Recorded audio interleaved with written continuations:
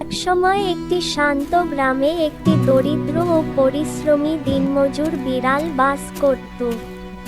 গ্রামের জীবনযাত্রা কঠিন ছিল, কিন্তু ক্ষুধা ও দারিদ্র্য বিড়ালটিকে তার জন্মভূমি ছেড়ে ব্যস্ত শহরে ভ্রমণ করতে বাধ্য করেছিল, কাজ এবং উন্নত ভবিষ্যতের আশায়।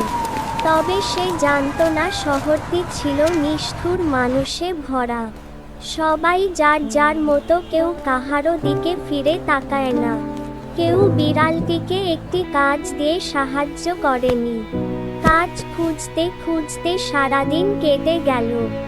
বিড়ালটিকে ক্ষুধার্ত, দুর্বল দেখাচ্ছিল ও রাতে সে ঠান্ডা রাস্তার পাশে বসে কান্না করে কাটিয়ে দিল। পরের দিন সে তার নিজ গ্রামে ফিরে যায় এক বুক দুঃখ ও হতাশা নিয়ে।